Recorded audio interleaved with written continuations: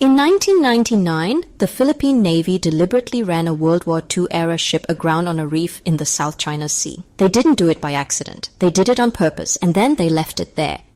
That ship is still there. It is still manned. And the question of who controls the supplies going to it, food, water, ammunition, has become one of the most watched and most dangerous flashpoints in the entire Pacific region. This is a story about a rusting ship, a disputed reef, and why a resupply mission in a small boat might be the most consequential logistics operation in the world right now. I'm the host of Supply Chain Daily. I cover the systems and choke points that run global trade, explained from inside the industry. Most of the time that means container ships and freight rates. Today it means one very specific, very rusted vessel and what its survival tells us about the future of global shipping. Let's go. The ship is called the BRP Sierra Madre. It's a landing ship tank, a flat-bottomed vessel designed for amphibious operations built in the United States during World War II. The Philippines acquired it in 1976. By 1999, it was already well past its operational lifespan. The reef it's grounded on is called Second Thomas Shoal, Ayungin Shoal in Filipino. It sits about 105 nautical miles from the Philippine island of Palawan, well within the Philippines' exclusive economic zone under international law. China claims it anyway as part of its broader assertion of sovereignty over most of the South China Sea. The Philippines grounded the Sierra Madre there deliberately as a physical and legal marker of territorial presence. Under the UN Convention on the Law of the Sea, a manned vessel constitutes a form of occupation. As long as Filipino Marines are living on that ship, the Philippines has a legal argument that it is actively using and occupying that reef. China wants the ship gone, the Philippines cannot let it go, and every resupply mission, every boat that carries food and water to those Marines, is a direct test of that standoff. To understand why this matters, you need a little history. The South China Sea has been disputed for decades, but the pace of events accelerated sharply in the 1990s. In 1995, China quietly occupied Mischief Reef, another feature within the Philippines' EEZ, while the Philippines wasn't watching. By the time Manila realized what had happened, Chinese structures were already built. The grounding of the Sierra Madre in 1999 was a direct response to that. The Philippines couldn't afford to let another reef slip away. So they sent an old ship, ran it aground, and posted Marines on it. It was a low-cost, legally defensible move. Nobody expected it to still be relevant 25 years later. In 2016, an international arbitration tribunal at The Hague ruled overwhelmingly in the Philippines' favor on the South China Sea claims. China rejected the ruling entirely and has continued to assert its claims through Coast Guard presence, island building on other reefs, and increasing pressure on Philippine resupply missions. The U.S.-Philippines Mutual Defense Treaty means that an armed attack on Philippine armed forces, including those Marines on the Sierra Madre, could theoretically trigger a U.S. military response.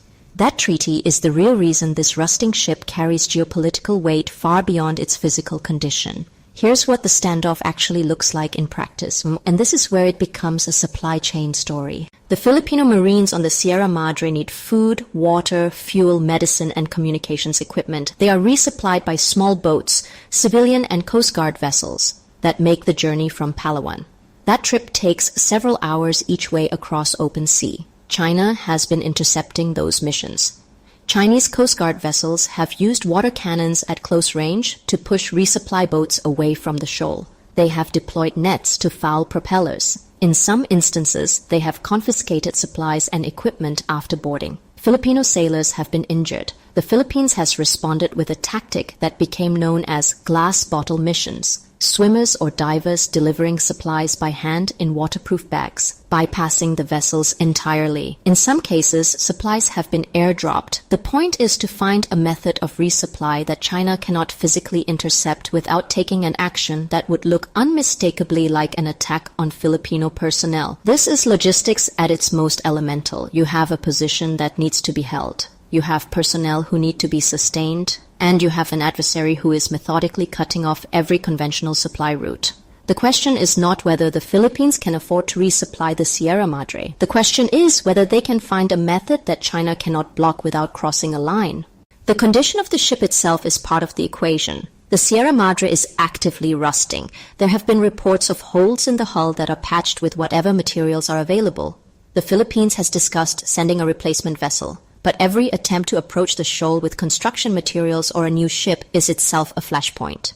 China has made clear it will resist any effort to reinforce the Philippine position. Inside the supply chain world, the Sierra Madre situation is studied as an extreme case of what practitioners call last-mile logistics under adversarial conditions. How do you sustain a position when your adversary controls the space between your supply base and your endpoint? The broader supply chain implication is what concerns the industry most.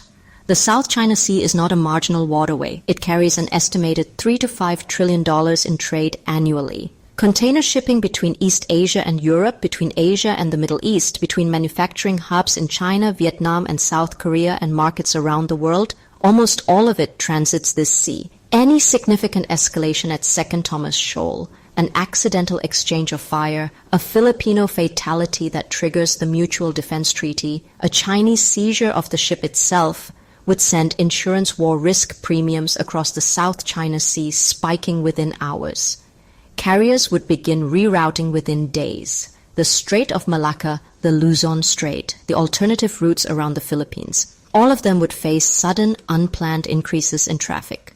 The supply chain industry watches this situation not because anyone expects a war tomorrow, but because the escalation ladder has very few rungs between a water cannon and a treaty obligation. The margin for error is extraordinarily thin. The Sierra Madre is not just a rusting ship. It is a legal argument, a military position, and a logistics problem all at once. And the people running those resupply missions know that better than anyone. This is the kind of story I cover on Supply Chain Daily. The places where geopolitics and logistics intersect, explained from inside the industry.